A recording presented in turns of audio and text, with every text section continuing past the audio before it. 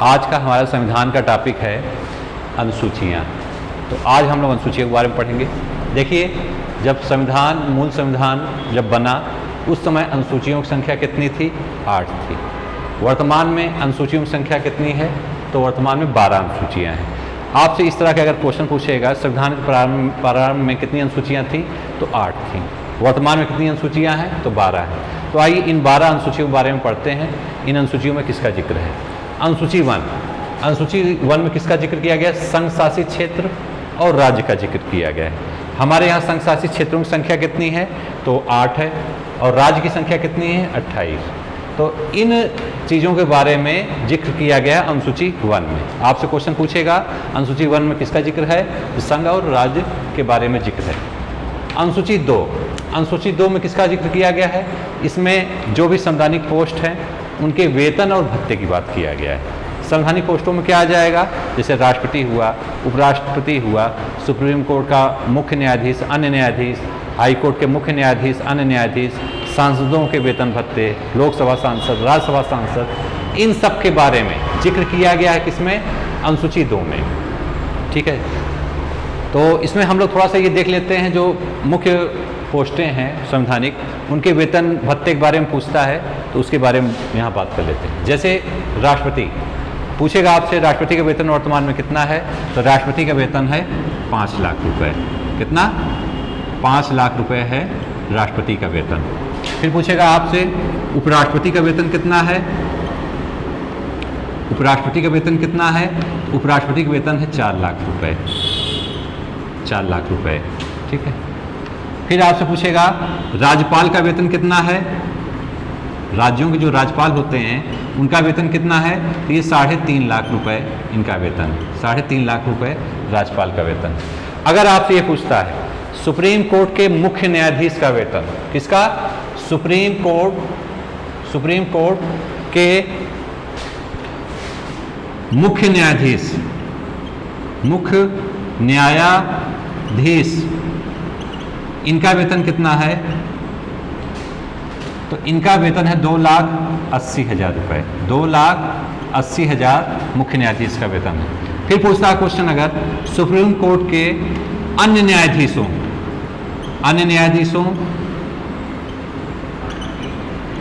का वेतन कितना है? तो याद रखिएगा 2,50,000 सुप्रीम कोर्ट के अन्य न्यायाधीशों का वेतन है। यहाँ आप लोग एक चीज़ ध्यान कीजिएगा कि सुप्रीम कोर्ट में टोटल न्यायाधीशों की संख्या कितनी है? तो एक मुख्य प्लस 33 अन्य। टोटल कितने न्यायाधीश हो गए? तो 34। सुप्रीम कोर्ट में टोटल 34 न्यायाधीश हैं, जिसमें से एक मुख्य न्यायाधीश और 33 अन्य न्यायाधीश हैं। ठीक। अब यहीं पास हम लोग हाई कोर्ट के न्यायाधीश के वेतन के बारे में भी जिक्र कर लेते हैं। देखिए, हाई कोर्ट के मुख्य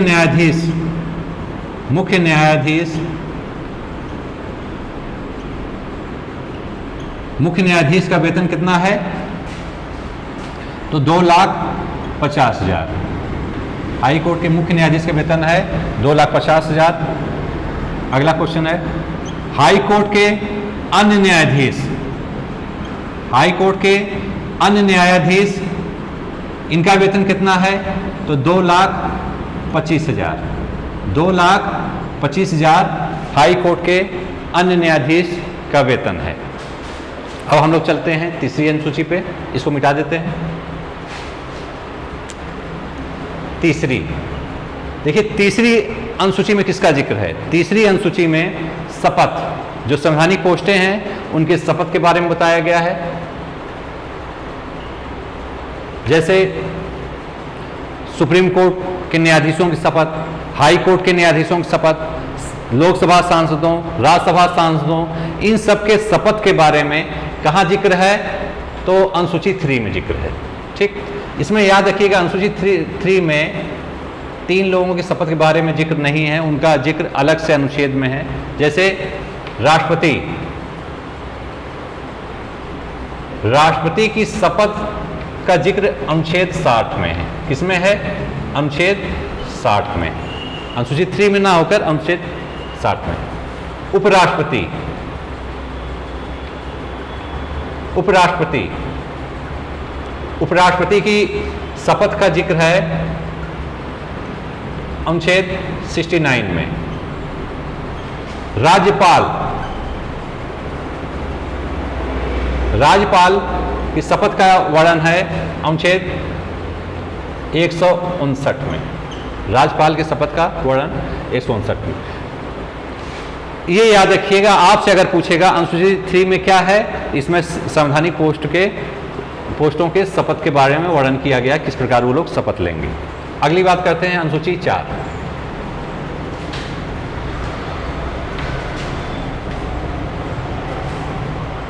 अनुसूची 4, देखिए अनुसूची 4 में किसका वर्णन है, तो अनुसूची 4 में राज्यसभा की सीटों का आवंटन है। राज्यसभा की सीटें जो राज्यों या संशासित क्षेत्र को दी गई हैं, उनका आवंटन के बारे में जिक्र किया गया है अनुसूची 4 में। ठीक है, तो यहां लिख लीजिएगा, राज्यसभा सीटों का आवंटन किसमें है, अनुसूची 4 में।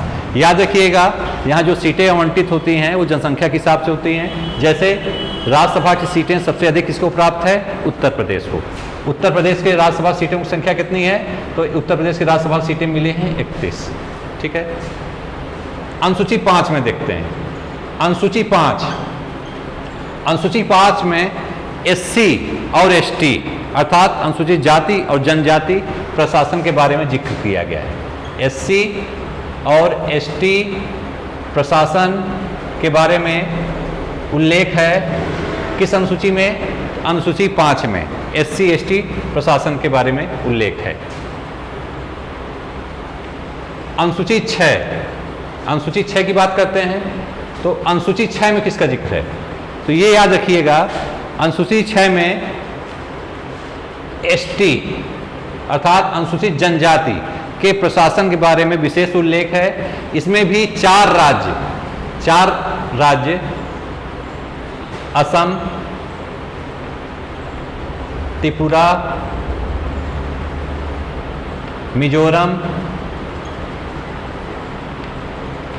मेघालय,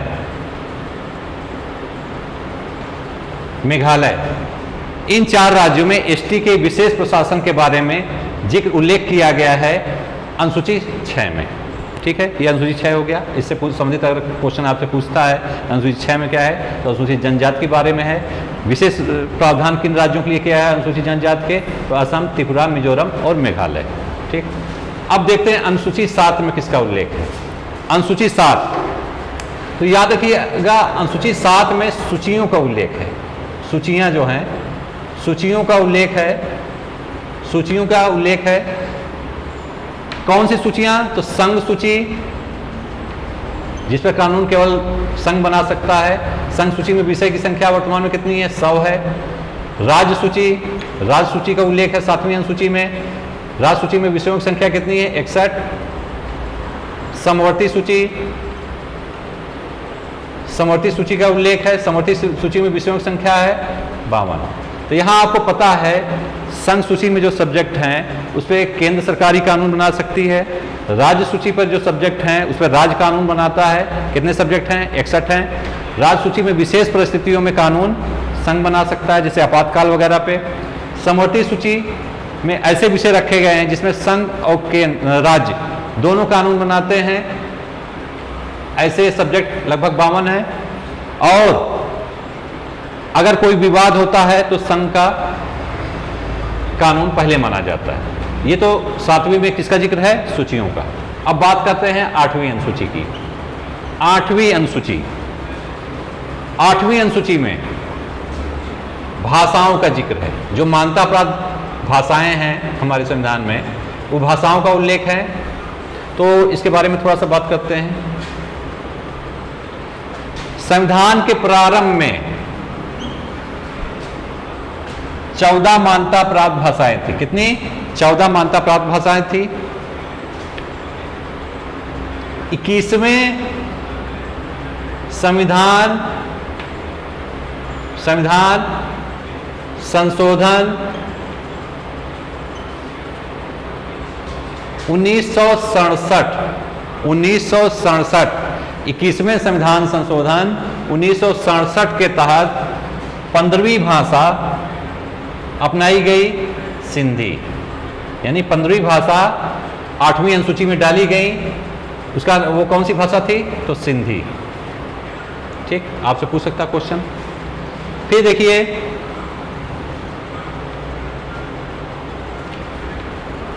71वें संविधान संशोधन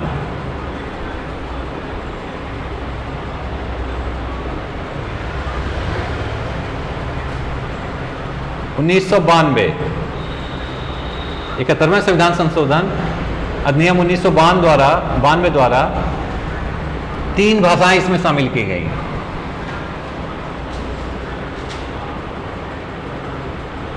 तीन भाषाएं शामिल की गई हैं। कौन कौन है 3 भाषाएं?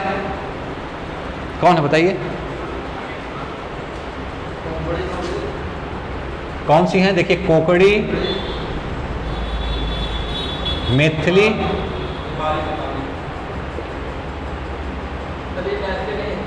हाँ?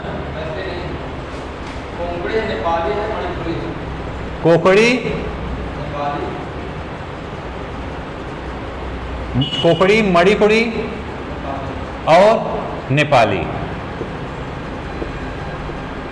ये 3 भाषाएं 71वें संविधान संशोधन 1992 के तहत जोड़ी गई है ना।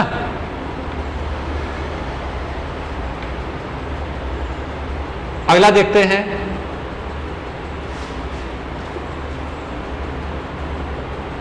बानवेवां संविधान संशोधन। कौन सा? 92वां संविधान संशोधन के तहत 4 भाषाएं जोड़ी गई हैं संविधान। 4 कौन कौन सी? इसके लिए कोडिंग है बॉडमास, BDMS। बी से हो गया बोडो, डी से हो गया डोंगरी, एम से हो गया मैथिली, एस हो गया संथाली। तो इस समय वर्तमान में अनुसूची 8 में कुल मान्यता प्राप्त भाषाओं की संख्या कितनी है? तो 22 है। कुल मान्यता प्राप्त भाषाएं कितनी है? 22 है। एक 23वीं भाषा भोजपुरी को भी इसमें डालने की बात चल रही है, अभी शामिल नहीं है। ये याद रखिएगा, कितनी कुल टोटल भाषाएं हैं 8वीं अनुसूची में? तो 22 मान्यता प्राप्त भाषाएं। ये जो 8 अनुसूचियां थीं, ये संविधान के प्रारंभ में इनको शामिल किया गया था। इसके बाद संशोधनों के तहत 4 और अनुसूचियां जोड़ी गई हैं, उनके बारे में हम बात करते हैं।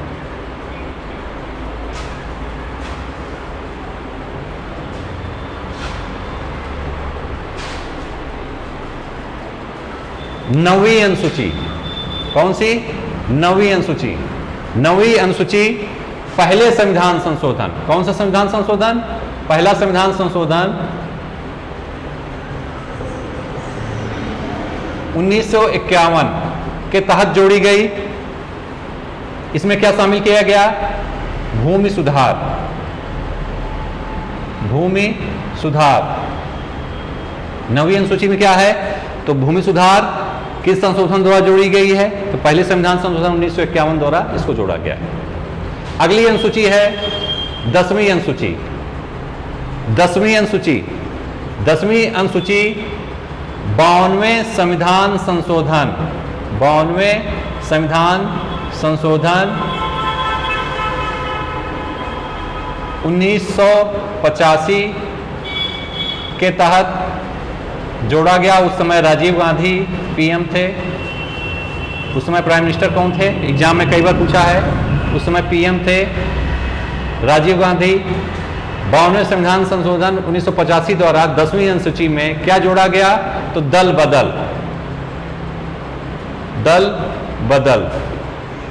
अधिनियम। तो इसमें ये याद रखिएगा कि किस संविधान संशोधन द्वारा जोड़ा गया है? 52वें संविधान संशोधन द्वारा। दल बदल, यहां मैं और भी जिक्र कर दूं, दल बदल का निर्णय कौन करता है? तो अगर लोकसभा का कोई सदस्य दल बदल करता है तो लोकसभा अध्यक्ष उसके बारे में निर्णय करेगा। राज्यसभा में अगर कोई सदस्य दल बदल करता है तो उसका निर्णय राज्यसभा का सभापति करेगा, उसका निर्णय अंतिम माना जाएगा। ठीक है, ये 10वीं अनुसूची के बारे में प्रावधान मैंने बताया। अब बात करते हैं 11वीं अनुसूची। 11वीं अनुसूची, 11वीं अनुसूची को 73वें संविधान संशोधन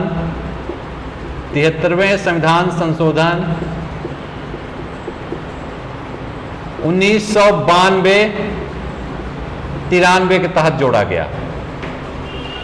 इसमें यह याद रखिएगा, ये 73वां संविधान संशोधन एक्ट बना है 92 में और लागू कब हुआ? 93 में। तो इसमें इसके तहत क्या कौन सा सिस्टम लाया गया? पंचायत। 11वीं अनुसूची में कौन सा विषय है? पंचायत है। पंचायत गवर्नमेंट के बारे में यहां बताया गया है। पंचायत के हमारे यहां 3 स्तर है: ग्राम पंचायत, क्षेत्र पंचायत और जिला पंचायत। त्रिस्तरीय पंचायती राज की सिफारिश बलवंत राय मेहता ने की थी।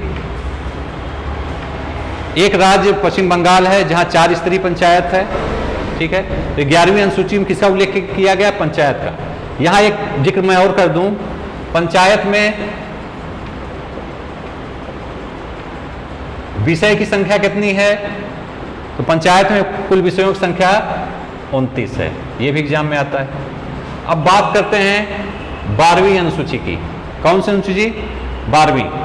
12वीं अनुसूची को 74वें संविधान संशोधन, कौन सा संविधान संशोधन? 74वें संविधान संशोधन 1992-93 के तहत अपनाया गया। इसमें यह भी याद रखिएगा, 74वां संविधान संशोधन एक्ट बनता है कब? 1992 में। लागू कब होता है? 93 में। इसमें किसका उल्लेख किया गया है? तो इसमें नगर पालिका संस्थाओं का जिक्र किया गया है। नगर पालिका में विषय की संख्या कितनी है? इसमें विषय की संख्या 18 है, ठीक है। ये थी अनुसूचियां।